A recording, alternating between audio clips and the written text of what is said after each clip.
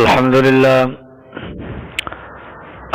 لله نحمده ونستعينه ونستغفره ونؤمن به ونتوكل عليه ونعوذ بالله من شرور أنفسنا ومن سيئات أعمالنا من يهده الله فلا مضل له ومن يضلله فلا هادي له ونشهد أن لا إله إلا الله وحده ونشهد أن سيدنا ومولانا محمد أحمد عبده ورسوله أما بعد فأعوذ بالله من الشيطان الرجيم بسم الله الرحمن الرحيم ولا تهنوا وتحزنوا وأنتم الأعلون إن كنتم مؤمنين سبحان ربك رب العزة عما يصفون وسلام على المرسلين والحمد لله رب العالمين اللهم صل على سيدنا ومولانا محمد وعلى آل سيدنا ومولانا محمد وبارك وسلم۔ مکہ مکرمہ اور مدینہ منورہ دونوں جگہوں پر پیارے نبی صلی اللہ علیہ وسلم کو دشمنوں کا سامنا رہا، لیکن مکہ مکرمہ کے مقابلے میں مدینہ منورہ کے اندر جو دشمن تھے وہ خطرناک تھے۔ بظاہر کلمہ گو تھے، مسلمانوں کے ساتھ اٹھنا بیٹھنا کھانا پینا، مسجد نبوی کے اندر نماز بھی پڑھتے تھے سرکار کے پیچھے، مجلس مشاورت کے اندر بھی موجود ہوتے تھے۔ اس بنیاد پر ان کے جو معاملات تھے وہ زیادہ خطرناک تھے کہ سمجھ نہیں آتا تھا کہ یا اللہ یہ مومن ہے یا یہ کافر ہے۔ چلو مکہ مکرمہ کی یہ کیفیت تھی، جو دشمن ہے وہ کھل گیا ہے اور جو دوست ہے وہ بھی کھل گیا ہے، اتنی کوئی ٹینشن نہیں تھی۔ لیکن مدینہ منورہ کی صورتحال بہت زیادہ اس اعتبار سے سخت تھی کہ یہاں پر جو منافقین تھے وہ آسین کے سانپ تھے اور مسلمانوں کے اندر گھس کر وہ کالی بھیڑوں والا کام کر رہے تھے۔ چنانچہ وقتاً فوقتاً وہ کوئی نہ کوئی ایسی حرکتیں کرتے تھے جس سے مسلمانوں کو اذیت پہنچے، سرکار کو اذیت پہنچے۔ انہی میں سے ایک ان کا حملہ تھا، عائشہ صدیقہ رضی اللہ عنہا پر زنا کی تہمت انہوں نے لگائی۔ شریعت مطہرہ کے اندر یہ حکم ہے، اگر کوئی کسی کے اوپر جھوٹی تہمت لگا دیتا ہے اس کو 60 کوڑے مارے جاتے ہیں، 80 کوڑے اس کو لگائے جاتے ہیں، یہ سزا ہے۔ اور دوسرا اس کے متعلق یہ بھی ہے کہ آئندہ کے لیے اس کی گواہی بھی قابل قبول نہیں ہوگی، مطلب کچھ بھی ہو جائے کسی بھی شرعی معاملے کے اندر وہ گواہ بھی نہیں بن سکتا ہے۔ اب عائشہ صدیقہ رضی اللہ عنہ پر یہ جو زنا کی تہمت لگی، سرکار 1 مہینے تک تقریباً پریشان رہے۔ اما عائشہ صدیقہ رضی اللہ عنہ فرماتی مجھے تو پتہ ہی کوئی نہیں تھا کہ کہانی کیا چل رہی ہے، البتہ اتنی بات ضرور تھی کہ سرکار کا لہجہ بدلا تھا۔ پہلے سرکار گھر پر تشریف لاتے تھے، حال احوال پوچھتے تھے، گپ شپ ہوتی تھی۔ اس واقعے کے بعد سرکار آتے الیک سے الیک اور ضرورت کی بات کی اور سرکار واپس چلے جاتے۔ وہاں سے واپسی کے بعد اماں کہتی میں بیمار ہو گئی، سر میں درد تھا، میں نے اللہ کے نبی سے اجازت مانگی کہ سرکار اجازت دیں تو بیماری کے چند دن میں والدین کے گھر پر گزار لوں، تو سرکار نے کہا ٹھیک ہے چلی جاؤ۔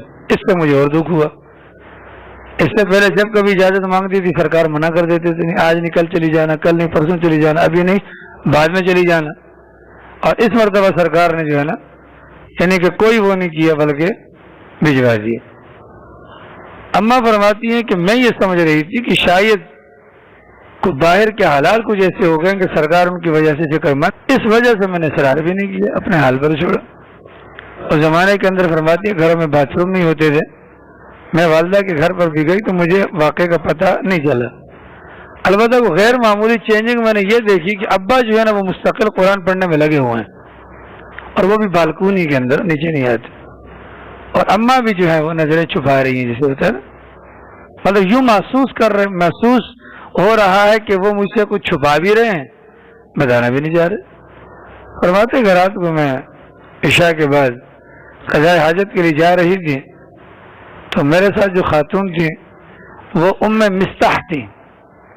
کہ مستح کی والدہ تھی اور مستح بدری صحابی ہیں. اور بدری صحابہ کے متعلق اللہ کا فرمان ہے یہ مرتے دم تک جو بھی کریں گے سارے گناہ معاف ہیں. بڑے درجے کے صحابی ہیں. تو رات کو یہ پردہ کر کے جا رہی تھی عائشہ صدیقہ رضی اللہ عنہ اور ام مستح. ام مستح کی جو بڑی بڑی چادر تھی نا وہ پاؤں میں پھنس گئی, وہ گرنے لگی نا. جیسے ہم میں سے کوئی گرتے گرتے تیرا سچیا ناز ہونا, تو ان کی زبان سے نکل گیا تعیس المستح, یعنی کس طرح کے بددعائی کلمات اپنے بیٹے کے لیے نکل گیا اماں کے. تو عائشہ صدیقہ نے کہا کہ بیٹے کو بددعا دے رہی ہے, خیر تو ہے. پھر وہ بدری صحابی ہے, چلو بیٹا تو آپ کا ہی ہے, بدری صحابی ہے. اس نے کہا پگلی تجھے پتہ نہیں کیا ہوا کہانی. انہوں نے سارا واقعہ سنایا. اس طریقے سے باہر ہوا معاملہ اور ان میں کچھ مسلمان بھی اس شکنجے میں آ گئے ہیں. ان میں ایک میرا بیٹا ہے, ایک حسان ابن ثابت ہے, اور ایک اللہ کے نبی علیہ الصلوۃ والسلام کی جو اہلیہ محترمہ ہے حضرت زینب بنت جحش, ان کی بہن ہے حمنہ بنت جحش. مطلب مسلمانوں میں سے تین, ایک عورت اور دو مرد جو ہے متاثر. اماں کہتی ہیں بس کہاں تقاضا یاد رہتا ہے. وہ بات میرے دماغ کو ایسی لگی, میں آئی اور رونا شروع ہو گئی گھر پر. تو میرے رونے کی آواز سن کر ابا حضور نیچے آ گئے. ابا نے پوچھا میری والدہ سے کہ کیا ہوا, کہ اس کو ساری بات پتہ چل گئی ہے. پھر والدہ نے تسلی دی کہ بیٹا بات یہ ہے کہ جو تجھ جیسی لڑکیاں ہوتی ہیں, بیویاں ہوتی ہیں جو سوکنوں والی ہوتی ہیں, ان کے حاسدین ہوتے ہیں, دشمن ہوتے ہیں. تسلی دی, لیکن مجھے آنسو ہے کہ رکنے کا نام ہی نہیں لے رہے. پوری رات روتی رہی, اگلا دن روتی رہی, بس یہ رونے والی کیفیت. فرماتی ہیں کہ رو رو کر میری یہ حالت ہو گئی تھی, نہ کھانا نہ پینا نہ کچھ, اور بیماری مزید بڑھ رہی تھی. اتنے میں ایک دن پیارے پیغمبر صلی اللہ علیہ وسلم تشریف لے آئے. اللہ کے نبی گھر پر آئے تو میں دیوار کے ساتھ منہ اس طرف کر کے لیٹی ہوئی تھی. اللہ کے نبی نے اگر سلام کیا, سلام کرنے کے بعد مجھ سے حال احوال پوچھا اور کہا کہ عائشہ دیکھو اگر تم سے گناہ ہوا ہے نا اقرار کر لو, اللہ معاف کر دے گا, اور اگر گناہ نہیں ہوا تو اللہ ضرور بھی ضرور تمہیں بری کرے گا. اماں کہتی ہے سرکار کی یہ بات سننا تھی, اتنے دن سے جو میرے آنسو جاری تھے یک دم بند, ایک دم, اور بالکل سیدھی ہو کر بیٹھ گئی. اور میں نے کہا دیکھیں یا رسول اللہ بات یہ ہے اگر میں آپ کے سامنے اقرار کر لوں اور اللہ جانتا ہے کہ میں ایسا کام میں نے نہیں کیا, چونکہ میں چھوٹی ہوں آپ لوگ میری بات پر یقین کر لو گے, ٹھیک ہے. اور اگر میں انکار کروں اور آپ لوگوں کے دماغ کے اندر یہ بات بیٹھی ہوئی ہے تو میری بات کو آپ لوگ مانیں گے نہیں. اس بنیاد پر اس موقع پر میں وہی کرتی ہوں یا کہتی ہوں کہ جو یوسف کے ابا نے کہا. اماں کہتی ہیں غم کی وجہ سے مجھے یعقوب کا نام بھی نہیں آ رہا تھا. فصبر جمیل واللہ المستعان. اس موقع پر میرے لیے صبر ہی بہتر ہے اور اللہ کی ذات سے مدد چاہتی ہوں. یہ کہہ کر میں دیوار کی جانب منہ کر کے دوبارہ لیٹ گئی. اماں فرماتی ہے کہ مجھے یقین تھا اللہ تعالیٰ میری برات کا اعلان کریں گے, طریقہ کار یہ ہوگا اللہ کے نبی کے دل میں القاء کر دیں گے بات, اللہ کے نبی کو خواب میں دکھا دیں گے بات, بس یہی ہوگا. اب میں نے جب دیوار کی طرف منہ لگایا نا, یک دم سرکار کے چہرے مبارک پر وہی کے اثرات ظاہر ہونا شروع ہوئے. میری والدہ ڈر گئی, میرے والد صاحب ڈر گئے. ظاہر سی بات, وہ پکے سچے مومن تھے, وہ پکے سچے مومن تھے. ان کو ڈر تھا نہ جانے کیا آتا ہے اوپر سے, بارات کا اعلان آتا ہے یا اللہ کی طرف سے کیا حکم آتا ہے. اور جیسے ہی رسول اکرم صلی اللہ علیہ وسلم کے وہ وحی والے اثرات مکمل ہوئے, وہی تام ہو گئی. سرکار نے عائشہ ابشری یا عائشہ, عائشہ تمہیں بشارت ہو, اللہ نے تمہاری برات میں قرآن کریم کی 10 آیات اتار دی ہیں. سورہ نور کے اندر 10 آیات ہیں, حضرت عائشہ کی برات میں اتر گئی. اماں کہتی ہے میں اسی طریقے سے لیٹی رہی, اللہ کا شکر ادا کرتی رہی.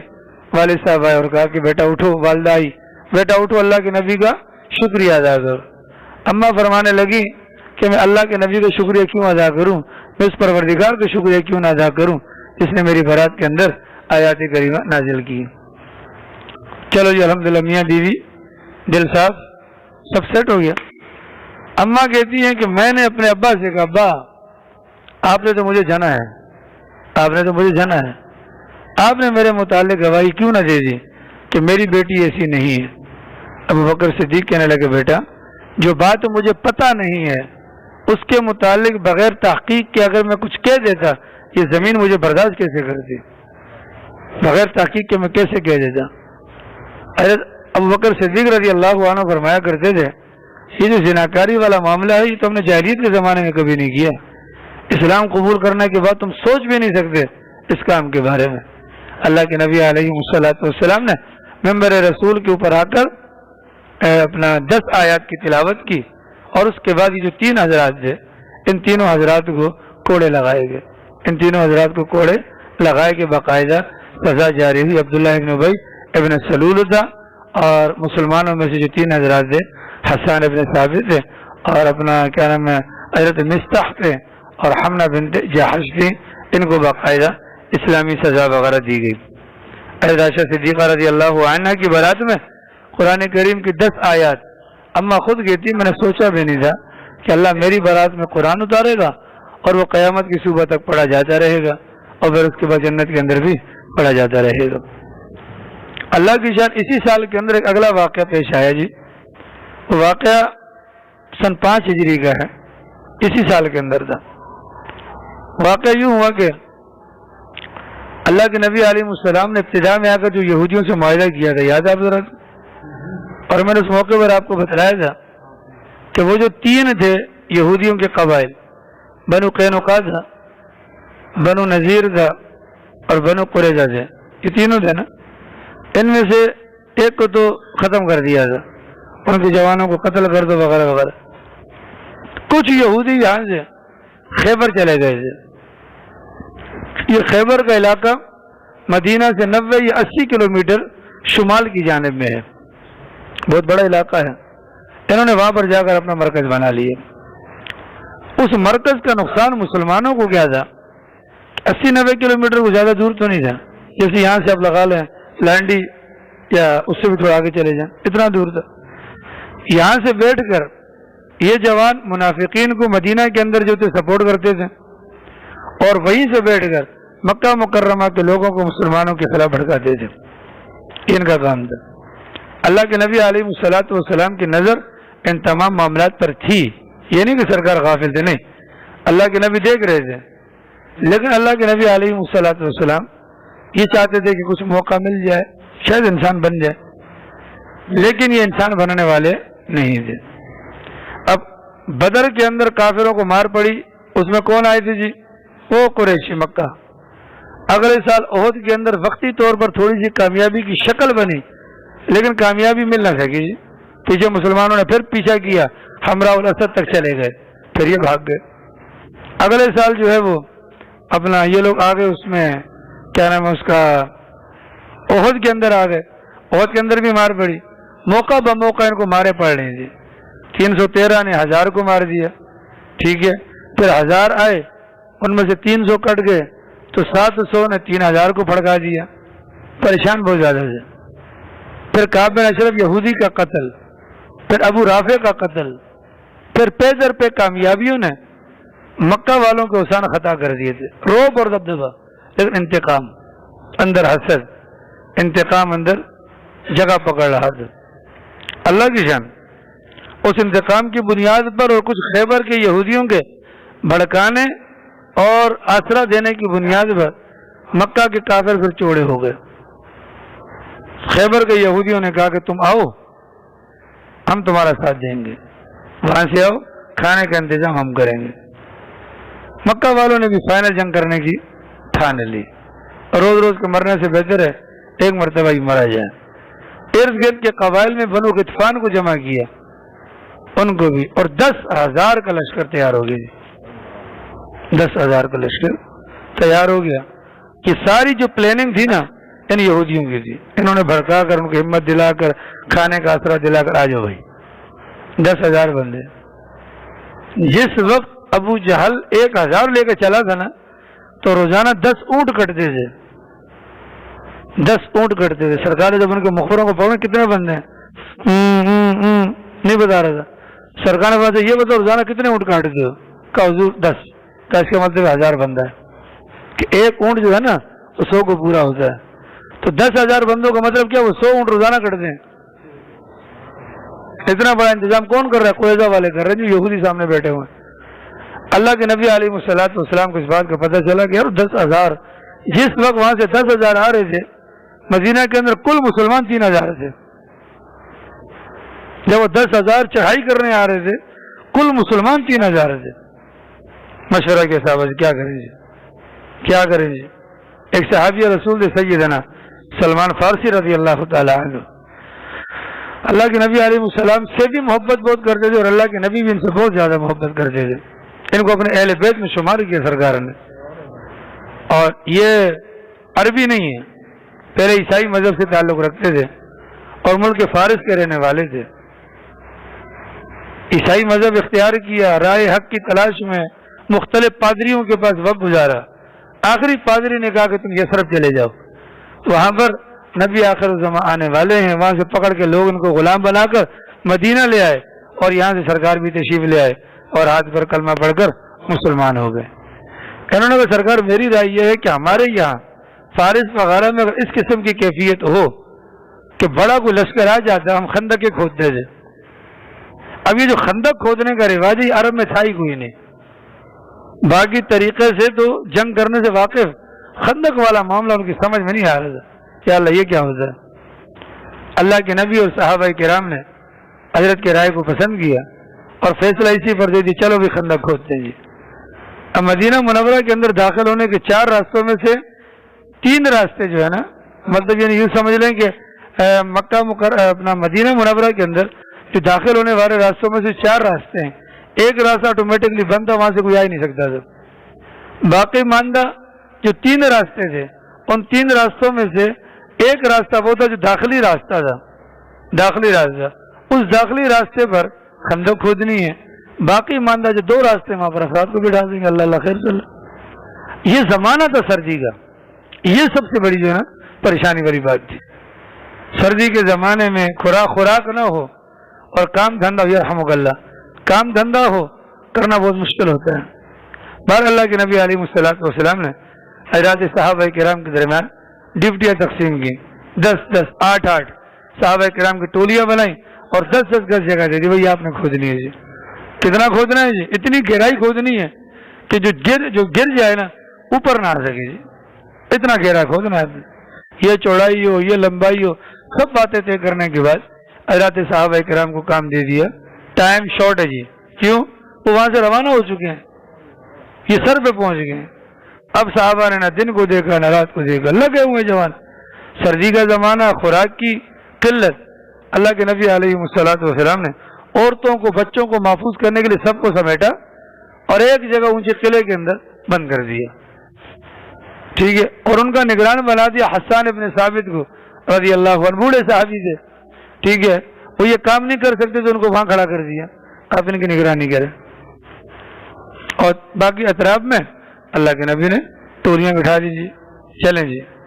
بھوک کی حالت ہے اتنی زیادہ کہ قرآن کریم کے اندر ان کی سختی کا ذکر آتا ہے کہ وہ جو 1 مہینہ تھا, 1 مہینہ مدینہ والوں نے انتہائی دشوار گزارا.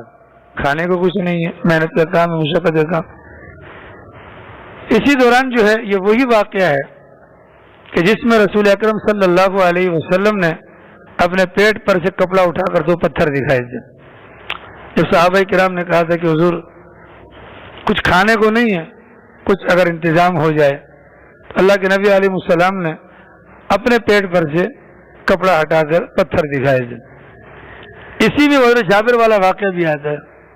حضرت جابر نے جب چہروں کو دیکھا صحابہ کرام اور سرکار کا چہرہ بالکل بھوک کی وجہ سے نڈھال ہے. حضرت جابر نے کہا سرکار اجازت تھوڑا گھر سے ہوگا جی جائیے.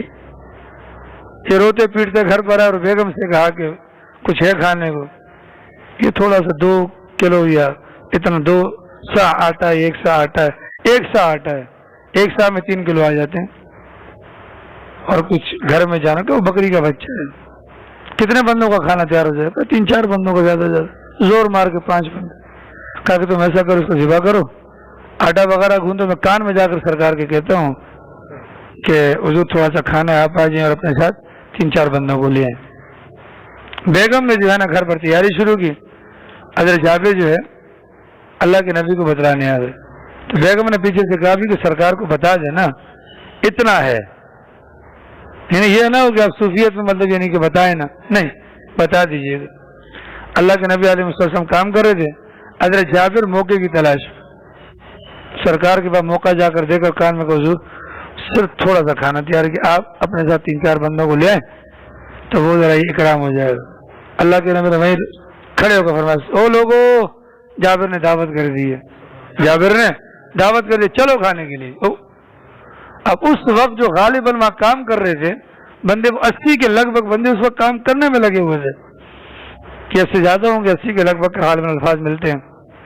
اگر جابر نے جب یہ سنا نا باز ان کا تو رنگ فک ہو گیا چہرے کا, کیا 5 بندوں کا کھانا 80 بندے آ گئے, وہ بھی سردی کا زمانہ, مزدور طبقہ تھکا ہوا, کیسے پورا ہوگا؟ اللہ کے نبی ان کے چہرے کی پریشانی کو بھانپ گئے. سرکار نے فرمایا جب تک میں آ نہ جاؤں ہانڈیا چولہے سے مت اتارنا, اس کا ڈھکن میں مت اڑانا, اور اپنی گھر والی کے ساتھ پڑوس سے کسی روٹی پکانے والی اور عورت کو بھی بلا لو, اور روٹیوں کے چھابڑی کے اوپر سے بھی کپڑا مت اٹھانا جب تک میں نہ آ جاؤں. تسلی ملنے کے بعد یہاں سے بھاگے. بیگم انتظار میں تھی. کہا جی, کہ وہ تو حضور نے اعلان کر دیا, آپ نے بتایا تھا؟ کہ بالکل. کہ بس پھر کیا ٹینشن ہے؟ جب آپ نے بتایا تھا تو ٹینشن کیا؟ اللہ جانے, اللہ کا نبی جانے, اور نبی کا مہمان جانے, ہمیں کیا ٹینشن ہے؟ آنے دو. سرکار تشریف لے آئے اور خود چولہے پر بیٹھ گئے. 10 بندوں کی ٹولی اندر بلوانی ہے جی.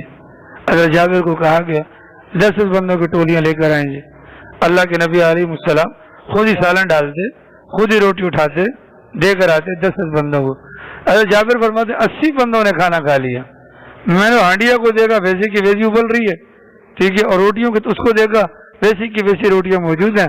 اس کے بعد ہم نے خود بھی کھایا, اڑوس پڑوس کے اندر بھی بانٹا, تب کہیں جا کر ختم ہوا. یہ غزوہ خندق کا معاملہ تھا. اللہ اللہ کر کے مشقت کے اندر یہ خندق تیار ہو گئے اور کافر آ کر بیٹھ گئے. ابو سفیان 10,000 کا لشکر لے کر آ گئے. وہ ہیں خندق کے اس پار, زور لگاتے ہیں گھوڑے پہ آتے آتے آتے. یہ کیا ہے؟ اب بلن تو پہلے 2-3 دن ان کو سمجھ میں نہیں ہے کہ یہ ہے کیا ہے. اس سے پہلے کبھی اس انداز سے لڑائی ہوئی نہیں تھی.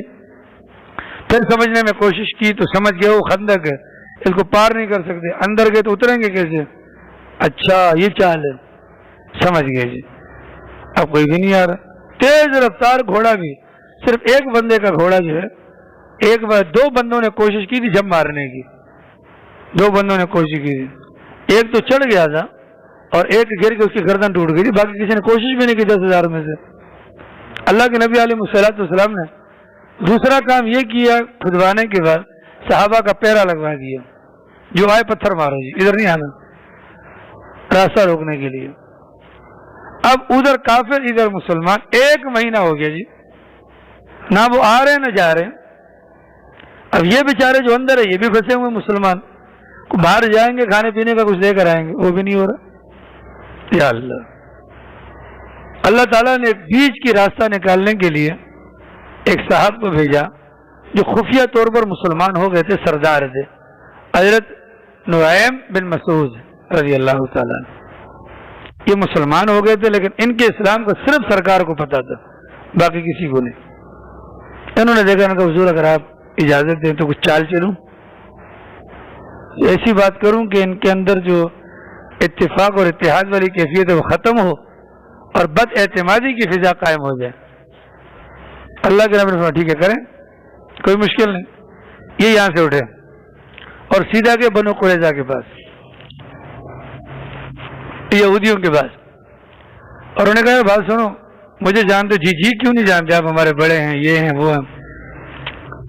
دیکھو بات یہ ہے, یہ جو قریش اور غطفان والے ہیں وہاں سے آئے ہیں, جنگ ہار جیت یہ تو مقدر کی بات ہے. پھر یاد رکھنا تمہیں کل محمد کو منہ دکھانا پڑے گا, اور تم جانتے ہو محمد اور ان کے ساتھی آپس میں ایک دوسرے کے ساتھ کیسے وفادار اور کیسے مخلص ہیں. یہ غطفان والے, یہ مکہ والے چلے جائیں گے تمہاری شامت آئے گی. ٹھیک ہے, اچھا تو پھر آپ مشورہ دے کیا کریں. بھائی بات یہ مجھے تو یوں محسوس ہوتا ہے یہ قریش والے اور غطفان والے جو ہے نا یہ تمہارے ساتھ مخلص نہیں ہیں. یہ تمہارے ساتھ مخلص نہیں. یہ صلح کر لیں گے سرکار سے, یہ صلح کر لیں گے اور صلح کر لیں گے, اور صلح کرنے کے نتیجے میں جو ہے نا کہ تمہاری جو ہے نا گردن اڑوا دیں گے. لیکن اگر تمہیں میری بات بھی یقین لڑو, ایک مہربانی کر لو. کیا مہربانی کر لیں؟ مہربانی یہ کر لو, اگر تمہیں قریش پر اور بنو غطفان پر اعتماد ہے نا, انہیں کہو کہ اپنے 10 بڑے بڑے آدمی ہمارے حوالے کریں. اگر تم محمد سے صلح کرنے جاؤ ہم تمہارے بندوں کو قتل کر دیں گے. ٹھیک ہے, آپ نے ان کو یہ بولنا ہے. انہوں نے کہا اچھا بات تو آپ نے بالکل صحیح کی, بھائی آزما لو, نہیں ہو لیکن بات سنو, میرا کسی کو بتانا نہیں کہ میں تمہارا خیر خواہ ہوں. رات کا وقت ہے, یہاں سے ان کے کان بھر کے حضرت اٹھ کے چلے گئے جی وہ ابو سفیان کے پاس. علیک سلیک. ابو سفیان آپ کو یہاں پر دیکھا, بڑی خوشی کی بات ہے, آپ لوگ اپنے مقاصد کی تکمیل کے لیے آئے ہیں. لیکن میں نے ایک بات سنی ہے. کیا سنی ہے جی؟ میں نے سنی ہے کہ یہ قریظہ والے ہیں نا, یہ حضور سے صلح کرنا چاہتے ہیں, اور انہوں نے پلاننگ کی ہے کہ آپ کے 10 بندے پکڑ کر ان کو قتل کر کے محمد کو بتلائیں گے کہ دیکھو ہم آپ کے ساتھ کتنے وفادار, ہم نے کے 10 بندے قتل کر دیے. اچھا, میرا کسی کو مت بتائی کہ آپ سے چونکہ پرانا یارانہ ہے تو میں نے آپ کو بات بتا دی. ٹھیک ہے, یہ نعیم ابن مسعود نے رات کو چال چلی. جنگ نام اس چیز کا ہے, باقی جنگ جو ہے نا اس سے طاقت سے نہیں جیتی جاتی, جنگ اسی طریقے سے جیتی جاتی. نعیم ابن مسعود وہاں سے ساری باتیں کر کے سرکار کے پاس, کا سرکار اب تماشا دیکھیے گا. وہ اعتماد گیا ان کا, بس اتنا ہی تھا. اللہ کی شان اگلا دن ہے نا, نہ ان کے خیموں سے کوئی باہر آ رہا ہے نہ ان کے خیموں سے کوئی باہر آ رہا ہے. اگلا دن پورا سناٹا ہے جی. دوسرا دن آیا, یہ ان کو کہہ رہے ہیں باہر آؤ, وہ ان کو کہہ رہے ہیں باہر آؤ, کوئی بھی نہیں آ رہا. ٹھیک ہے, اتنے میں بنو قریظہ والے گرم ہو گئے جی, یہودی جو روزانہ کھانے کھلا رہے تھے, اور کہا کہ ٹھیک ہے ہمیں تو تم پہ شک ہے بھائی, تمہاری رشتے داری ہے, کل کو تم سارے ایک ہو جاؤ. ٹھیک ہے, خام خواہ تم ہمیں میدان میں چھوڑ کر چلے جاؤ. اگر تم واقعتاً ان کے خلاف ہو تو اپنے 10 بندے ہمارے حوالے کرو. او ابو سفیان والوں کا اچھا, اس نے صحیح کہا تھا, اب کیا کریں جی؟ اب تو بس بد اعتمادی جنگ ختم. اللہ کی جان سارے کے سارے اب یہ سوچنا ہے واپس کیسے نکلیں. 10,000 کا مجمع ہے, اللہ تعالیٰ نے کرم کا معاملہ کیا, ٹھنڈی ہوا چلا دی. ایسی ٹھنڈی ہوا چلائی, اس ہوا نے ان کی دیگیں تک اڑا دی. جانور اڑ گئے, تمبو اڑ گئے, انسان بڑی مشکل سے جو ہے نا زمین کے ساتھ لگ کے بیٹھے ہوئے ہیں. ان کے تو خیموں کے اندر ایک ایک پریشانی والی کیفیت پیدا ہو گئی. اب خندق کے ادھر اللہ کے نبی رات کو سردی ہے, صحابہ ٹھٹر رہے ہیں بیٹھے ہوئے, مجلس سے مشاورت ہو رہی ہے. اللہ کے نبی نے فرمایا ہاں بھائی کوئی ہے تم میں سے جو جائے ان کے خیمے سے کوئی خبر لے کر آئے, ہے کوئی؟ حضرات صحابہ کرام سردی کی وجہ سے پریشان, کوئی بھی جانے کو تیار نہیں تھا. حضرت حذیفہ کہتے ہیں کہ میں بار بار جو ہے نا صرف یہ دیکھنے کے لیے اوپر ہو رہا تھا کہ دیکھوں کہ اٹھا یا نہیں اٹھا. فرماتے ہیں ایک مرتبہ یوں اٹھ کے میں نے دیکھا, پھر بیٹا کوئی نہیں اٹھا. سرکار نے فرمایا وہ کوئی ہے دیکھنے والا, پھر کوئی نہیں اٹھا. تیسری مرتبہ دوبارہ سرکار نے کہا, میں نے پھر اٹھ کر دیکھا کوئی نہیں اٹھا. سرکار یہ سمجھے کہ شاید میں جانا چاہتا ہوں, حالانکہ میں تو دیکھنے کے لیے اٹھا تھا. سرکار نے فرمایا حذیفہ چلو آپ جا کر دیکھ جائیں. اب فرماتے کہ اللہ کے نبی کا حکم تھا, انکار تو نہیں, لیکن سردی سے جان نکل رہی تھی, اتنی سردی تھی وہاں پر. اللہ کے نبی علیہ السلام نے مجھے کہا جائیے, صرف آپ نے خبر لے کر آنی ہے, آپ نے وہاں پر کرنا کچھ بھی نہیں بس. اب یہاں پر اللہ کے نبی کا معجزہ ظاہر ہوا. حضرت حذیفہ فرماتے ہیں سرکار کی بات مان کر خیمے سے میں باہر نکلا تو ایسے لگ رہا تھا جیسے کسی تندور کے اندر ہوں. گرم ہوا مجھے لگ رہی ہے جی, مزے مزے سے جا رہا ہوں, مزے مزے سے جا رہا ہوں, یہاں تک کہ جاتے جاتے ابو سفیان کے برابر میں بیٹھ گیا, آگے پیچھے نہیں, برابر میں. اتنا قریب تھا ابو سفیان کے کہ اگر میں چاہتا ابو سفیان کو قتل کر دیتا, لیکن مجھے اللہ کے نبی کی بات یاد آ گئی, کرنا کچھ نہیں, کرنا کچھ نہیں. میں نے وہاں جا کے صرف حالات کا جائزہ لیا تو میں حیران رہ گیا کہ پورا لشکر پریشان ہے، یا اللہ کیا کیا جائے. یہاں تک کہ انہوں نے فیصلہ کر دیا کہ صبح ہوتے کے ساتھ ہی واپسی، بلکہ ابھی ابھی واپسی کرو جی. اور اس کے بعد میں وہاں سے خاموشی سے اٹھ کے آ گیا، ان کو پتہ ہی نہیں چلا. فرماتے ہیں حضرت حذیفہ ان کے لشکر سرکار کے پاس سے جانے کے بعد ان کے لشکر کے اندر ٹھہرنے تک، وہاں سے واپس سرکار کے خیمے تک آیا، مزے سے، کوئی سردی نہیں، اندر گھسا ہوئی سردی سے میری پوری حالت. اللہ کے نبی نے اپنی چادر مجھے دی اور اللہ کے نبی نے مجھ سے حال احوال لیے. اور اس کے بعد میں اتنا ٹھٹر گیا کہ سرکار کی چادر لے کر میں سو گیا اور صبح فجر تک میں سوتا رہا، یہاں تک کہ سرکار نے مجھے آواز دی، قم یا نعمان، اے زیادہ سونے والے اٹھ جا. ایسے میں سوتا رہا. صبح اٹھ کے باہر دیکھا تو سامنے خیمے میں سارے خالی تھے، سارے خالی ہو گئے تھے، سارے کے سارے کافر راتوں رات بھاگ گئے تھے. 10,000 کا لشکر ایک معمولی سی اس کے نتیجے میں اللہ رب العالمین نے کامیابی کے ساتھ ان کو رسوا کروا دیا. سعد ابن معاذ انصار کے قبیلہ اوس کے سردار تھے. اسی جنگ کے اندر غزوہ احزاب میں تیر وغیرہ مار رہے تھے، ان کو ایک تیر یہاں پر لگا. یہاں پر جو تیر لگا تو یہاں پر جو نس جاتی ہے نا، وہ یہ پوری پھیل کر پورے جسم کو یہاں سے نیچے ہو، اس کو عرق النساء کہتے ہیں، یہاں پر اس کو اکحل کہتے ہیں، یہ پوری اوپر تک گھوم کے جاتی ہے. اس میں تیر لگا، وہ ٹھیک نہیں ہو رہے تھے. اللہ کے نبی علیہ الصلوۃ والسلام نے مسجد نبی کے بغل میں ان کے لیے خیمہ لگوایا تھا، آپ یہاں آرام کریں تاکہ ہمیں عیادت کرنے میں آسانی ہو. خندق میں جب کافر بھاگ گئے انہوں نے دعا کی، سعد ابن معاذ نے، خدایا آپ کے علم کے مطابق اگر آج کے بعد قریش سے کوئی جنگ ہے، اللہ تو مجھے ٹھیک کر دے تاکہ میں ان کا مقابلہ کروں، اور اگر نہیں ہے یہ اللہ اسی زخم کو دوبارہ سے تازہ کر دے اور اسی میں مجھے شہادت کی موت دے دے. اللہ کی شان، ان کا زخم ٹھیک ہو گیا تھا، پھر خون جاری ہو گیا. اتنا خون جاری ہوا کہ وہ ادھر خیمے میں ہیں، وہاں سے خون ٹپکتا ٹپکتا ٹپکتا مسجد نبی کے سامنے آیا. صحابہ نے دیکھا یہ خون کیسا، جا کر دیکھا تو وہاں پر ان کا انتقال ہو چکا تھا. اللہ کے نبی نے فرمایا ان کے جنازے میں 70,000 فرشتے آئے تھے. کتنے؟ اور ان کے جنازے کے متعلق سرکار نے فرمایا اللہ کا عرش لرز اٹھا تھا سعد کے جنازے پر، اتنے بڑے انسان تھے. اللہ رب العالمین نے گویا کہ قریش سے جنگ کو ختم کر، اس کے بعد قریش کی ہمت نہیں ہوئی سرکار کا مقابلہ کرنے کی. الحمدللہ مسلمان کامیاب ہوئے اور سرخرو ہوئے اور کافروں کے اوپر مزید دھاک بیٹھ گئی. اگلے سال ہجرت کے 6 سال سرکار نے رات کو خواب دیکھا. اللہ کے نبی نے خواب دیکھا جی کہ میں عمرہ کرنے کے لیے اپنے ساتھیوں کے ساتھ گیا ہوں اور میرے ساتھیوں میں سے کچھ نے بال منڈوائے ہیں، کچھ نے بال کٹوائے ہیں. ابھی فجر کے بعد اللہ کے نبی نے خواب بیان کیا، صحابہ نے نہ آؤ دیکھا نہ تاؤ دیکھا. 6 سال ہو گئے تو کعبے کو دیکھے ہوئے، فوراً گئے اور تیاری کر کے حضور چلیں.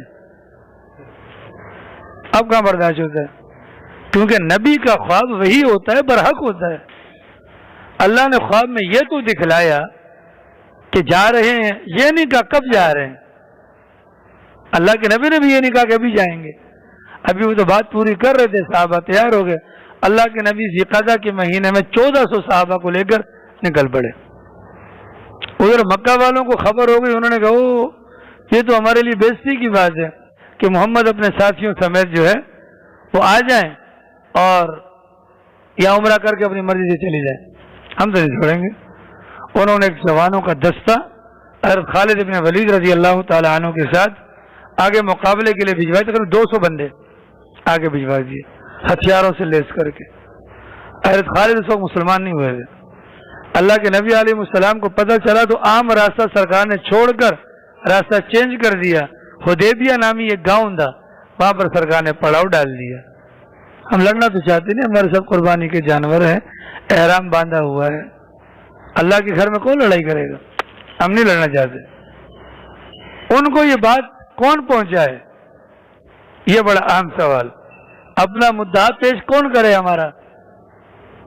عمر آپ جائیں، عمر آپ جائیں.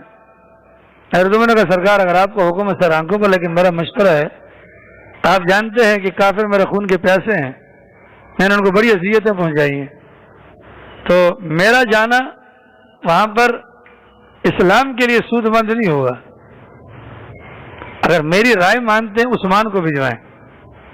عثمان وہ بندہ ہے کہ مکہ والے ان کا احترام کرتے ہیں۔ اللہ کے نبی نے فرمایا ٹھیک ہے جی عثمان آپ جائیں اور ان کو جا کر وہاں پر پیغام پہنچا کر آئیں کہ بھائی ہم آئے ہیں عمرہ کرنے کے لیے، لڑنے کے لیے نہیں، لہذا ہمیں عمرہ کرنے تو عمرہ کر کے ہم چلے جائیں گے۔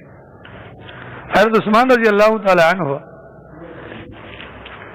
مکہ مکرمہ پہنچتے ہیں، اور مکہ مکرمہ پہنچنے کے بعد اللہ کے نبی علیہ الصلوۃ والسلام کا ارادہ اور مسلمانوں کا ارادہ ظاہر فرماتے ہیں، نہ یہ نہیں ہو سکتا، یہ کیسے ہوگا، نہیں ہوگا، ہاں آپ کو کرنا ہے چلیں کریں۔ کہا کہ جی حضور کے بغیر تو میں بھی نہیں کروں گا، حضور کے بغیر تو میں بھی نہیں کروں گا۔ یہ جو پیچھے 1400 حضرات صحابہ تھے نا، ان میں سے کسی کی زبان سے نکل گیا ہائے عثمان کے تو مزے ہو گئے، عثمان نے تو وہاں پر مزے سے طواف کر رہا ہوگا۔ اللہ کے نبی کے کان میں بات آ گئی، سرکار نے فرمایا عثمان میرے بغیر طواف کر ہی نہیں سکتا، اتنا اعتماد۔ اور حضرت عثمان نے منع بھی کیا، حضور کے بغیر نہیں کروں گا جی۔ انہوں نے حضرت عثمان کو روک لیا، حضرت عثمان کو روک لیا۔ وہاں کسی اللہ کے بندے نے، ظالم نے، کسی نے افواہ اڑا دی، حضرت عثمان کو مکہ والوں نے شہید کر دیا۔ او شہید کر دیا، مسلمانوں کا سفیر اور شہید ہو جائے اور اللہ کا نبی زندہ ہو۔ حضور نے فوراً صحابہ کو بلایا، وہاں کیکر کا درخت تھا، اس کے نیچے بیٹھ کر سرکار نے بتایا بھائی وہ عثمان کو شہید کر دیا ہے، آ جاؤ جی بیعت کرو۔ کس بات پر بیعت ہے؟ عثمان کے قتل کا بدلہ لینے۔ 1400 صحابہ کرام نے اس موقع پر اللہ کے نبی کے ہاتھ پر بیعت کی۔ سلمہ بن الاکوع نے 3 مرتبہ بیعت کی، شروع میں آئے، پھر سینٹر میں آئے، پھر آخر میں آئے، ٹھیک ہے۔ سارے صحابہ آ رہے سب نے بیعت کر لی۔ اب اللہ کے نبی نے فرمایا یہ میرا ہاتھ ہے اور یہ عثمان کا ہاتھ ہے، عثمان کی طرف سے میں بیعت کرتا ہوں۔ اللہ رب العالمین نے قرآن میں اس بیعت کو بیعت رضوان کہا، اور اس بیعت کے اوپر سب سے اوپر جو ہاتھ تھا وہ اللہ رب العالمین کا ہاتھ تھا، سب سے نیچے ہاتھ اللہ کے نبی کا، اور سب سے اوپر ہاتھ اللہ کی ذات تھا، بیچ میں 1400 صحابہ کا ہاتھ۔ اور یہ پہلا موقع ہے جس میں اللہ کے نبی نے اپنے ہاتھ کو عثمان کا ہاتھ قرار دیا۔ یہ حضرت عثمان کے لیے بہت بڑی فضیلت کی بات ہے، لیکن اللہ کا شکر ایسا پتہ چلا کہ نہیں وہ فیک نیوز تھی جی، غلط خبر تھی، حضرت عثمان محفوظ ہیں۔ اب کیا کریں جی، بات پہنچ کے لڑنا نہیں چاہتے ہیں، صلح صفائی کر لیتے ہیں، بیٹھ کے بات کر لیتے ہیں، آ جائیں۔ وہاں سے بندے آنا شروع ہو گئے جی، ایک آیا، دوسرا آیا، تیسرا آیا۔ ان میں سے ایک عروہ بن مسعود ثقفی بھی آئے، بعد میں مسلمان ہو گئے۔ آئے ہو اللہ کے نبی سے بیٹھ کے بات کی، کیا چاہتے ہیں؟ سرکار نے اپنا مدعا بیان کیا۔ عروہ بن مسعود ثقفی بڑے عقل مند آدمی تھے، بات سرکار سے کر رہے ہیں لیکن حالات کا جائزہ بھی لے رہے ہیں، ٹھیک ہے، کنکھیوں سے دیکھ رہے ہیں ہو کیا رہا ہے۔ اطمینان کے ساتھ واپس گئے اور جا کر کا بات سنو ہے، میں نے قیصر و کسریٰ کے بادشاہوں کو دیکھا، ان کے درباریوں کو دیکھا، خدا کی قسم محمد جیسے وفادار ساتھی ان کو بھی نہیں ملے، کہ میں جتنی دیر وہاں بیٹھا رہا محمد تھوکتے تھے، زمین پہ نہیں گرتا تھا، ان صحابہ کے ہاتھ پر گرتا تھا، وہ برکت کے لیے منہ پر مل لیتے تھے۔ اللہ کا نبی محمد جب ان کو کوئی حکم کرتا تھا، ہر ایک کی یہ کوشش ہوتی تھی یہ حکم پہلے میں پورا کروں، میری مانتے ہو صلح صفائی کر لو، اور بیٹھے آپ بیٹھے آپ بیٹھے آپ بیٹھے آپ بیٹھے، ایک اور کو بھجواؤ، تیسرے کو بھجواؤ، چوتھے کو، کرتے کرتے اللہ کی شان یہ طے ہوا کہ چلو جی بیٹھ کے صلح صفائی کرتے ہیں۔ سہیل ابن عامر آئے، سہیل، اللہ کے نبی نے فرمایا ہاں اب جس بندے کو انہوں نے بھجوایا نہیں لگتا معاملہ سدھرے گا، آج جی معاہدہ کر لیتے ہیں جی، چلیں جی کریں معاہدہ۔ اس معاہدے کو صلح حدیبیہ کے نام سے جانا جاتا ہے۔ تاریخ کے اندر یہ ایسا معاہدہ تھا جس میں ٹوٹل مسلمانوں کے خلاف شرائط رکھی گئی. سرکار نے تمام شرائط کو مانا. پہلی شرط نمبر 1، یہ جو آئے ہیں احرام باندھ کر اس سال واپس جائیں گے، عمرہ نہیں کریں گے. پہلی شرط یہ خطرناک ہے. اچھا جی. نمبر 2، اگلے سال آئیں گے، 3 دن عمرہ کریں گے، عمرہ کر کے واپس چلے جائیں گے، ہتھیار نہیں لائیں گے. ٹھیک ہے جی. نمبر 3، مکہ مکرمہ سے کوئی مسلمان ہو کر مدینہ چلا جائے یہ اس کو واپس کرنے کے پابند ہوں گے. ٹھیک. نمبر 4، مکہ مکرمہ سے مدینہ منورہ سے مکہ مکرمہ کوئی آ جائے تو مکہ کے لوگ اس کو واپس کرنے کے پابند نہیں ہوں گے. ٹھیک ہے جی. 4، نمبر 5، ہمارے تمہارے درمیان 10 سال تک جنگ بندی کا معاہدہ، 10 سال تک آپس میں نہیں لڑیں گے. ٹھیک ہے جی. تسلیم. اور نمبر 6 کہ مکہ مکرمہ کے ارد گرد جو قبائل آباد ہیں ان کو مکمل چھوٹ ہے، وہ مسلمانوں کے ساتھ جانا چاہیں یا مکہ والوں کے ساتھ ہونا چاہیں ہو جائیں. ٹھیک ہے جی. بالکل 6 شرطیں لکھ دی. مکہ مکرمہ کے ارد گرد جو قبائل تھے ان میں ایک بنو بکر تھے اور ایک بنو خزاعہ تھے. بنو بکر نے قریش کا دامن پکڑ لیا، دوستی مضبوط ہو گئی، اور بنو خزاعہ نے مسلمانوں کا دامن پکڑ لیا، دوستی کر لی، معاہدہ پورا. ابھی معاہدے پر فریقین کے دستخط نہیں ہوتے. ابو جندل ایک مسلمان صحابی تھی، کسی طریقے سے زنجیروں میں جکڑے ہوئے تھے، جان چھوڑا کر خون میں لت پت آئی. ادھر 1400 صحابہ ہیں، وہ ویسے ہی گرم ہیں اتنی سخت شرائط پر، ادھر سے ابو جندل آئے. اللہ کے نبی علیہ السلام کے پاس آئے تو سرکار نے فرمایا کہ اس کو تو چھوڑ دو. نہیں، معاہدہ نہیں ہوگا، ورنہ آپ خلاف ورزی نہیں کریں، اس کو واپس بھیجیں ہمارے ساتھ. حضور نے فرمایا بھائی ابھی سائن نہیں ہوئے معاہدہ، یہاں نہیں مانیں گے تو آگے بات نہیں چلے گی. اچھا اللہ کے نبی فرمایا ایسا کر لیں اس کو میری خاطر چھوڑ دیں. وہ پھر بھی نہیں مانے، مجبوراً حضرت ابو جندل کو روانہ کیا گیا. وہ جا بھی رہے تھے، رو بھی رہے تھے، مسلمانوں مجھے کافروں کے حوالے کر رہے ہو. اللہ کے نبی نے فرمایا آپ صبر کریں، اللہ کوئی نہ. وہ مسلمان جو پیچھے 1400 مسلمان تو 300 سے 1000 کو پھڑکا دیا تھا، اس وقت مسلمانوں کے دلوں پر کیا کیفیت پر پیغمبر بیٹھے ہوئے، برداشت چلے گئے جی. دستخط ہو گئی. وہ اپنے اب اللہ کے نبی نے احرام باندھا ہے، احرام باندھ کر تو کھول ہی نہیں سکتے جب تک آپ قربانی نہ کریں، کھول ہی نہیں سکتے. آپ کیا کریں؟ اللہ کے نبی نے فرمایا ہاں بھائی سارے کے سارے جو جانور لے کر آئے ہو ان کو ذبح کرو، سر مڑواؤ، حلال ہو جاؤ. ایک مرتبہ اعلان صحابہ، دوسری مرتبہ صحابہ، تیسری مرتبہ خاموش. اللہ کے نبی بڑے حیران ہوئے، فوراً اندر گئے. ام سلمہ رضی اللہ عنہا بیگم سرکار کی، اللہ ان کی قبر پر کروڑوں رحمتیں نازل فرمائے. انہوں نے کہا حضور بات یہ ہے آپ پریشان نہ ہوں، یہ اتنا مشکل فیصلہ ہوا، صحابہ کو سمجھ نہیں آ رہی، ان کو تو آپ کی آواز پتہ ہی نہیں چل رہی ہے، آپ کی نافرمانی کا صحابہ سوچ بھی نہیں سکتے. آپ ایسا کریں، آپ جائیں، آپ ان کے بیچ میں بیٹھ کر جو ہے نا اپنا سر مڑوانا شروع کریں، پھر دیکھیں کیا ہوتا ہے. اللہ کے نبی باہر گئے، نائی کو بلایا، سینٹر میں بیٹھ کر بال اتروانے شروع کرنے کی دیر تھی کہ وہ 1400 صحابہ جو ہے نا یک دم ایک دوسرے کی گردن اپنا بال اتارنا شروع کر دیتے ہیں. حضرت عمر برداشت کہاں ہوتا ان سے، فوراً آئے کہ یا رسول اللہ کیا ہم حق پر نہیں ہیں؟ کہ بالکل حق پر ہے. کیا ہمارا دین بالکل حق پر ہے. پھر یہ دب کر صلح صفائی کرنا کیا ہے؟ کہ عمر میں نبی ہوں، عمر میں نبی ہوں. حضرت عمر کا غصہ ٹھنڈا نہیں ہوگا، سیدھا گئے حضرت ابوبکر صدیق کے بعد. ابو بکر کیا حق پر نہیں؟ بالکل. نبی بالکل. تو پھر یہ دب کر کہا کہ وہ اللہ کے نبی ہیں، جو بات سرکار نے کہی وہی بات ابو بکر صدیق نے بھی کہی. ابھی جا رہے ہیں جی، یکدم قرآن کریم کی آیات نازل ہوئی، انا فتحنا لک فتحا مبینا، ہم نے آپ کو فتح مبین دے دی. حضرت عمر کہہ رہے ہیں یا رسول اللہ ایسے دب دب کر ہم فیصلے کر رہے ہیں، اس کو فتح مبین؟ کہاں یہی فتح مبین ہے. پھر وقت نے ثابت کیا کہ یہ دبنا آگے چل کر کتنا کارآمد ہوا. اللہ کی شان. یہاں سے واپس ہو گئے جی، مدینہ پہنچ گئے.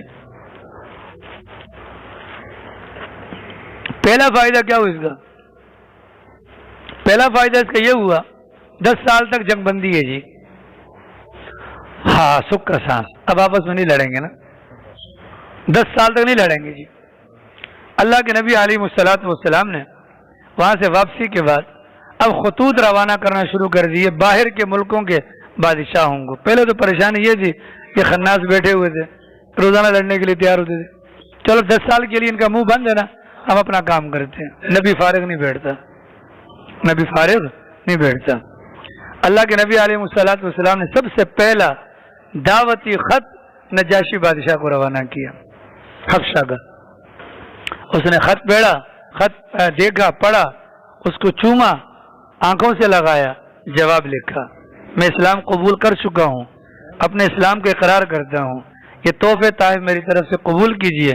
جوابی خط بھجوایا، مسلمان ہوا. اللہ کے نبی علیہ الصلوۃ والسلام نے نجاشی کی وفات پر مدینہ میں صحابہ کو اطلاع دی اور اس کا غائبانہ نماز جنازہ پڑھایا. اپنے بھائی نجاشی کا جنازہ پڑھ لو. اللہ کے نبی علیہ الصلوۃ والسلام نے دوسرا خط روانہ فرمایا مصر کے بادشاہ مقوقس کو خط بھجوایا. اس نے خط کو پڑھا، احترام کیا، اور اس کے بعد اللہ کے نبی علیہ السلام کی خدمت میں 2 باندیاں بھی بھیجی.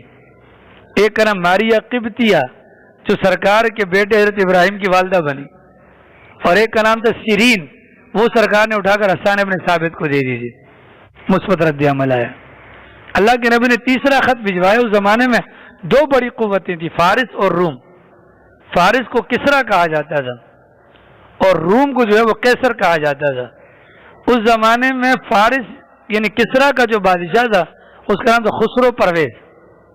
اللہ کے نبی نے خط لکھا، خط میں لکھا من محمد رسول اللہ، یعنی محمد کی جانب سے کسرا کے نام. اس ظالم کے پاس خط جیسی آیا نا، اس نے کہا یہ کون ہے؟ معاذ اللہ، یہ کون ہے؟ میرے نام سے پہلے اپنا نام لکھا ہے، میرے نام سے پہلے اپنا نام. خط کو پھاڑ دیا. اللہ کے نبی کو اطلاع ہوئی. سرکار نے فرمایا اس نے جیسے میرے خط کو پھاڑا ہے اس کی حکومت کو اللہ ٹکڑے ٹکڑے کرے گا. چند دنوں کے اندر روئی کے اپنا مٹی کے تودے کی طرح اس کی حکومت کا اللہ نے خاتمہ کر دیا. اگلا خط اللہ کے نبی نے روانہ کیا وہ قیصر کو، روم کے بادشاہ کو. اس کا نام تھا ہرقل. یہ تھوڑا سا سمجھدار تھا، بس مجبور تھا. مجبور کیا تھا؟ لالچ. سرکار کا خط اس نے دیکھا، سرکار کا خط اس نے پڑھا، دیکھا، پڑھا. اس کے بعد جس وقت اس کے بعد دحیہ کلبی صحابی رسول خط لے کر گئے تھے نا، جب دحیہ کلبی خط لے کر گئے تھے تو یہ جو ہرقل بادشاہ تھا بیت المقدس میں تھا. سرکار کا خط پڑھ کے کہنے لگا یہ کوئی معمولی بات نہیں ہے، اہم خط ہے، اس پر تحقیق ہوگی. درباریوں سے کہا کہ پتہ کرو مکہ کا کوئی ہے یہاں پر. پتہ چلا ابو سفیان تجارتی قافلے کے ساتھ وہیں پر تھے. بلواؤ جی ابو سفیان ابھی مسلمان نہیں ہوتے، بلواؤ جی. ان کو آگے بٹھایا، آگے آ جائیں، اور پیچھے باقی لوگوں کو، اور بتلا دیا اگر یہ کوئی غلط بات کرے نا ٹھیک ہے تو تم لوگ پیچھے سے بتا دینا. سوالات کی بوچھاڑ، یہ بندہ کون ہے، خاندان بتاؤ، نسل کون سی ہے، اچھا یہ بتاؤ ان کے بڑوں میں سے کوئی بادشاہ گزرا ہے، اچھا یہ بتاؤ تمہاری آپس میں جنگیں جھیجی ہوئی ہیں، جیتتا کون ہے، کبھی وہ کبھی ہم. اچھا کوئی ایسا معاملہ آپس میں. ساری باتیں سننے کے بعد ہرقل نے کہا میں نے یہ پوچھا تم نے یوں کہا، میں نے یہ پوچھا تم نے یوں کہا. یہ ساری صفات نبی کی ہوتی ہیں اور ہم منتظر ہیں اس نبی آخر الزمان کے، اور مجھے لگتا ہے کہ وہ نبی آخر الزمان آ چکے ہیں. یہ کہنا تھا، درباریوں کے کان کھڑے ہو گئے چونکہ سارے عیسائی تھے نا. کیا کر رہے ہیں؟ ہرقل سمجھ گیا کہ درباریوں کا موڈ آف ہو گیا. ان قریشیوں کو آپ لوگ باہر نکلے. باہر نکالا اور درباریوں سے کہا میں تم لوگوں کو آزما رہا تھا, میں تم لوگوں کو آزما رہا تھا, میں تمہارا ہی پیغمبر ہوں. ایمان قبول نہیں کیا لیکن خط کا احترام کیا. اس بنیاد پر اس کسرا کے مقابلے میں اس کی حکومت زیادہ چلی, اس کی حکومت زیادہ چلی. اللہ کی جانی سال پورا ہو گیا جی. اگلا سال علی جناب جانا ہے کہاں؟ عمرۃ القضاء کے اندر سن 7 ہجری میں اللہ کے نبی علیہ الصلوۃ والسلام 1400 تو پرانے تھے, کچھ اور بھی ساتھ ہو گئے اور بڑی شان و شوکت کے ساتھ اللہ کے نبی علیہ الصلوۃ والسلام نے اپنا عمرۃ القضاء ادا کی اللہ کے فضل سے. اور وہ جو باقی جو تفصیلات ہیں وہ آپ حضرات کو معلوم ہی ہوں گے. بصرہ کے حاکم کی طرف اس کا نام تھا شرحبیل. اللہ کے نبی نے دعوتی خط بھجوایا. حارث یا عمیر ابن حارث یا حارث ابن عمیر ازدی نامی صحابی رسول نے ان کو دیکھا, اس ظالم نے سفیر کو قتل کر دیا. سفیر کا قتل اس کو تو کافر بھی نہیں مانتا. اللہ کے نبی علیہ الصلوۃ والسلام نے فوراً 3000 کا لشکر ترتیب دیا. یہ موتا او موتا مقام موتا, جاؤ جی جاؤ. یہ کیسے قتل ہو گئے جی؟ 3000 کا لشکر. سرکار نے فرمایا امیر ہوں گے زید بن حارثہ, یاد آئے؟ منہ بولے بیٹے سرکار کے, یاد آئے؟ زید بن حارثہ. سرکار نے فرمایا جھنڈا یہ اٹھائیں گے. ٹھیک ہے, اگر یہ شہید ہو جائیں تو جھنڈا جعفر بن ابی طالب اٹھائیں گے. اگر وہ شہید ہو جائے تو جھنڈا عبداللہ بن رواحہ اٹھائیں گے. اگر وہ بھی شہید ہو جائیں تو پھر مسلمان جس کسی کو چاہیں اپنا بڑا بنا دیں. تمام صحابہ سرکار کی باتوں پر اتنی گہری نظر رکھتے تھے, ان سب نے مبارکباد دینی شروع کر دی, ان کو شہادت کی. آپ تینوں کی شہادت تو یقینی ہے. سرکار نے کہہ دیا اب تو آپ نے شہید ہونا ہی ہے. گئے جی اللہ کی شان. شرحبیل کو پتہ چلا, وہ آگے سے 1,00,000 کی فوج لے کر آیا. مزید ہرقل نے ان کی مدد کے لیے 1,00,000 اور بھجوا دی. اب یہ صحابہ نے سوچا یا اللہ 3,000 2,00,000 کیا کریں؟ مشورہ کریں جی صاحب, کیا کرنا چاہیے جی؟ ٹکرا جائیں کہ سرکار کو اطلاع دیں؟ عبداللہ بن رواحہ نے کہا اللہ کے بندو گھر سے کس لیے نکلے ہو؟ بولو. کہا شہادت کے لیے. کہا شہادت وہ سامنے ہے نا, پیچھے کس لیے جا رہے ہو؟ کس بات کا مشورہ کر رہے ہو؟ گھر سے شہادت کے لیے نکلے ہو, شہادت سامنے میدان میں منتظر ہے, تم مشوروں میں لگے ہوئے ہو. سنو, ہم آگے بڑھیں گے, ہم آگے بڑھیں گے. اگر ہم شہید ہو گئے تو بھی کامیاب, اور اگر غازی بن گئے تو بھی کامیاب. ہمارے لیے تو ناکامی یہی نہیں ہے. نکلو اللہ کے بندو. ایسی کوئی جوشیلی تقریر کی. صحابہ نے پھر پیچھے مڑ کر نہیں دیکھا. حضرت زید بن حارثہ جھنڈا لے کے آگے بڑھے, شہید کر دیے گئے. جھنڈا اٹھا لیے. جعفر بن ابی طالب نے ایک ہاتھ میں پکڑا, ہاتھ کاٹا, فوراً دوسرے میں پکڑا, ہاتھ کاٹا, مونڈوں کے درمیان دبایا, ایک ظالم آیا 2 ٹکڑے کر دیے. جھنڈا اٹھا لیا عبداللہ بن رواحہ نے. جھنڈا جیسے عبداللہ بن رواحہ نے اٹھایا ان کو شہید کر دیا. ہزاروں کلومیٹر دور سرکار مدینہ منورہ کے اندر بیٹھے بیٹھے رونا شروع ہو گیا. اوہ انا للہ. صاحب کیا ہوا؟ کہ زید شہید ہو گئے. جھنڈا جعفر نے لیا, جعفر شہید ہو گئے. جھنڈا عبداللہ نے لیا, عبداللہ شہید ہو گیا. الحمدللہ اب جھنڈا مسلمانوں نے ایسے بندے کے ہاتھ میں دیا ہے, اب انشاءاللہ ان کو کامیابی ہوگی. جھنڈا کس کے ہاتھ میں آیا تھا؟ خالد بن ولید رضی اللہ عنہ. اب خود سوچیں, کوئی مناسبت نہیں ہے 3,000 2,00,000. خالد بن ولید کی قبر پر اللہ کروڑوں رحمت نازل فرمائے. 2 بندے تھے, 2 بندے عرب کی تاریخ میں جو ایک ہاتھ سے تلوار چلائیں, دونوں ہاتھوں سے بیک وقت تلوار چلاتے تھے. ایک خالد بن ولید اور ایک ابو جہل کے بیٹے اکرمہ بن ابی جہل. اور ان کی تلوار کا وزن کتنا تھا؟ 35 کلو. خالد بن ولید کی تلوار کا وزن 35 کلو. دونوں ہاتھوں میں 35 کلو کی تلوار چلا کر گھوڑے پر بیٹھ کر میدان کے اندر مقابلہ کرنا یہ اللہ کی مدد کے بغیر ممکن نہیں ہے. یہ دونوں حضرات اکرمہ بن ابی جہل رضی اللہ عنہ مسلمان ہو گئے, اور خالد بن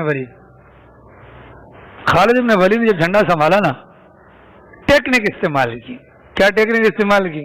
لشکر کے 5 حصے ہوتے ہیں نا، وہ آگے، بالکل پیچھے، دائیں بائیں سینٹر، یہ 5 حصے لشکر کے ہوتے ہیں. حضرت نے آگے والوں کو بالکل پیچھے کر دیا، پیچھے والوں کو آگے کر دیا، جو دائیں پہ تھے ان کو سینٹر میں کر دیا، سینٹر والوں کو ادھر کر دیا، ان کو ادھر کر دیا. لشکر کی حیثیت چینج کر دی. اگلے دن صبح لڑائی کے لیے کھڑے ہوئے کافر، اوہ یہ تو نئی نئی شکلیں آ گئی، لگتا ہے کوئی کما کہاں گئی ہے جی، کوئی اور آ گیا جی. ڈر گئے جوان. کافر ہوتے ڈر جاتے، ایسے ڈرے کہ اب وہ کافر جان چھڑانے کے لیے بہانے ڈھونڈ رہے تھے. مسلمان آگے بڑھنا چاہتے، خالد کہ رکو آگے نہیں جانا، بس ٹھیک ہے ان کو بھاگنے دو. اور کامیابی کے ساتھ خود سوچیں، 3000 کا لشکر 2000 سے ٹکرایا اور خالی 12 مسلمان شہید ہوئے. 2 لاکھ سے ٹکرایا اور خالی 12 مسلمان شہید ہوئے. اور کامیابی کے ساتھ ان 3000 کے لشکر کو حضرت خالد بن ولید رضی اللہ تعالیٰ عنہ واپس لے کر مدینہ منورہ کے اندر تشریف لے آتے ہیں. اللہ کی شان، یہ معاملہ ایسے ہو گیا اور کافروں کی ہمت بھی اللہ تعالیٰ نے کمزور کر دی. اس کے بعد آگے کیا معاملات ہوئے؟ اب چونکہ نماز کا وقت بھی ہونے کو ہے، آگے پھر وہ جو فتح مکہ کی طرف کہانی جاتی ہے، اس کی ابتدا کیسے ہوتی ہے انشاءاللہ اس کو کل بیان کیا جائے گا. یا اللہ تفرانے آمین رحمتک یا